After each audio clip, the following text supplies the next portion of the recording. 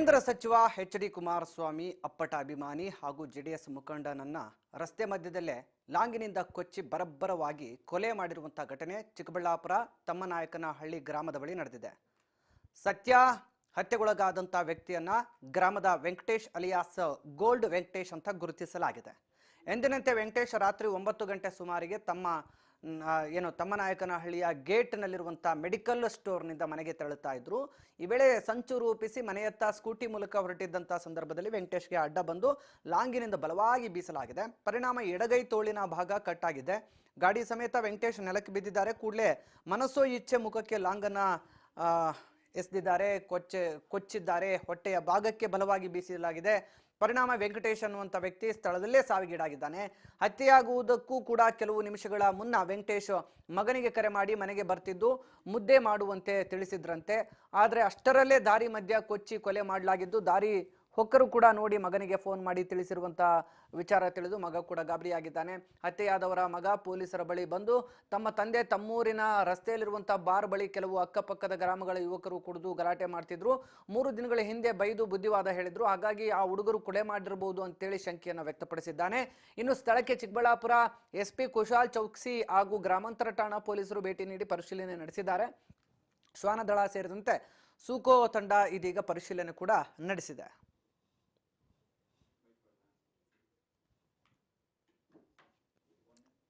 Rural police station limits Tammanayakanahalli gate ಹತ್ರ ಒಂದು murder case ಈಗ ಲೇಟ್ ನೈಟ್ ರಿಪೋರ್ಟ್ ಆಗಿದೆ, ಜಸ್ಟ್ ಅರ್ಧ ಗಂಟೆ ಮುಂಚೆ. ಸೊ ಒಬ್ಬರು ವೆಂಕಟೇಶ್ ಅರೌಂಡ್ ಅವ್ರದ್ದು 54 ಇಯರ್ಸ್ ಏಜ್ ಇದೆ. ಅದೇ ಊರವರದು ತಮ್ಮನಾಯಕನಹಳ್ಳಿ. ಕೃಷಿ ವ್ಯವಸಾಯ ಮತ್ತು ಮಂಡಿಯಲ್ಲಿ ಕೂಡ ಕೆಲಸ ವಗैरह ಮಾಡ್ತಾರೆ. ಸೊ ಅವರದ್ದು ಈಗ ನಮಗೆ ಬಾಡಿ ಸಿಕ್ಕಿದೆ. ಪ್ರೈಮಾ ಫೇಸಿ ಶಾರ್ಪ್ ವೆಪನ್ಸಿಂದ ತಲೆ ಮೇಲೆ, ಫೇಸ್ ಮೇಲೆ ಮತ್ತು ಕೈ ಮೇಲೆ ಅಟ್ಯಾಕ್ ಆಗಿದೆ. ಜೊತೆಗೆ ಸ್ಕೂಟಿಯಲ್ಲಿ ಇದ್ದಾರೆ ಅವರು. ಒಂದು ವೈಟ್ ಕಲರ್ದು ಸ್ಕೂಟಿ ವೆಹಿಕಲ್ ಇದೆ ಜೊತೆಗೆ.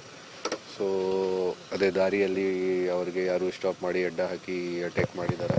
ಸೊ ಈಗ ನಾವು ಮಾಹಿತಿ ಕಲೆಕ್ಟ್ ಮಾಡ್ತಾ ಇದ್ದೀವಿ, ಹೇಗೆ ಯಾರ ಜೊತೆ ಏನಾದರೂ ದ್ವೇಷ ವಗैरह ಇದೆ ಅಥವಾ ಏನು ಈ ಥರದ್ದು. ಪಕ್ಷಕ್ಕೆ ಬಹಳ ಅವರು ಬಲ ಇದ್ದರು. ಈ ಭಾಗದಲ್ಲಿ ಅವರು ಯಾವುದೇ ಕೆಲಸ ಇದ್ದರೂ ನಮ್ಮ JDS ಕೆಲಸ ಅವರೇ ಮುಂದೆ ನಿಂತು ಮಾಡ್ತಾಯಿದ್ರು. ರಾತ್ರಿ 9:15 ಇಲ್ಲಿ ಮೆಡಿಕಲ್ ಸ್ಟೋರ್ ಹತ್ರ ಮಾತ್ರೆ ತಗೊಂಬರೋದಕ್ಕೆ ಅಂತ ಬಂದಾಗ ಅಲ್ಲಿಂದ ಬರಬೇಕಾದ್ರೆ ಬರೀ ಈ ನ್ಯಾಷನಲ್ ಹೈವೇ ಪಕ್ಕದಲ್ಲಿ ಬರೀ 300 ಅಡಿ ದೂರದಲ್ಲಿ ಬಂದು ಕೊಲೆ ಮಾಡಿದ್ದಾರೆ. ಕೊಲೆ ಹೇಗಿದೆ ಅಂದರೆ ಭೀಕರವಾಗಿದೆ. ಎಲ್ಲ ರೀತಿ ಒಂಥರ ಮೊಚ್ಚು ಲಾಂಗು ಈ ಸಿನಿಮಾಗಳಲ್ಲಿ ಯಾವ ರೀತಿ ಮಾಡ್ತಾರೆ ಆ ರೀತಿ ಮಾಡಿ ಈ ಭಾಗದಲ್ಲಿ ಯಾವತ್ತೂ ಆ ರೀತಿ ಆಗಿಲ್ಲ. ಈ ಭಾಗದಲ್ಲಿ ಜನ ಬಹಳ ಭಯಭೀತರಾಗಿದ್ದಾರೆ. ಸರ್ಕಾರ ಇದ್ರ ಬಗ್ಗೆ ಎಚ್ಚೆತ್ತುಕೊಂಡು ಇದು ಮಾಡಿಲ್ಲ. ಯಾಕೆ ಸರ್ಕಾರಗಳು ನಿಷ್ಕ್ರಿಯವಾಗಿದೆ ಇಲ್ಲಿ ನಮ್ಮ ಕರ್ನಾಟಕದಲ್ಲಿ. ನಮ್ಮ ಏನು ಇಲ್ಲಿ ಸರ್ಕಾರ ಏನಾಗಿದೆ ಅಂತಂದರೆ ಯಾರು ಏನನ್ನ ಮಾಡ್ಕೊಬೋದು, ಈ ಕುಡ್ಕೊಬೋದು, ಏನನ್ನ ಮಾಡ್ಕೊಬೋದು, ಅವ್ರ ರೆವಿನ್ಯೂ ಬಂದರೆ ಸಾಕು, ಆ ಒಂದು ಮಟ್ಟಕ್ಕೆ ಹೋಗ್ಬಿಟ್ಟಿದ್ದಾರೆ.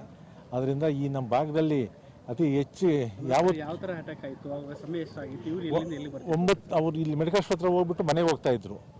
ಮೆಡಿಕಲ್ ಸ್ಟೋರ್ ಹತ್ರ ಮನೆಗೆ ಹೋಗ್ಬೇಕಾದ್ರೆ 9:30ಯಿಂದ 9:30 ಆಗಿರೋದು ರಾತ್ರಿ ಕರೆಕ್ಟಾಗಿ. ಇದು ಭಾಳ ಬರ್ಬರವಾಗಿ ಹತ್ಯೆ ಮಾಡಿದ್ದಾರೆ. ಇದ್ದಾರೆ ಅಂತೇಳಿ ಪೊಲೀಸವರು ಒಂದು ಗುಮಾನಿ ಅವರು ಇದು ಮಾಡಿದ್ದಾರೆ. ನಾವು ನಾಳೆ ಸಂಜೆ ಒಳಗಡೆ ಅವ್ರು ನಾವು ಇದು ಮಾಡ್ತೀವಿ, ಒಳಗೆ ಅರೆಸ್ಟ್ ಮಾಡ್ತೀವಿ ಅಂತೇಳಿ SP ಅವರು ಮತ್ತು DYSP ಅವರು ನನ್ನ ಬೆಳಗ್ಗೆ ಹೇಳಿದ್ದಾರೆ. ಅದು ಟ್ರೇಸ್ ಔಟ್ ಆಗುತ್ತೆ. ಅದು ಹತ್ಯೆ ಆಗಿದ್ದು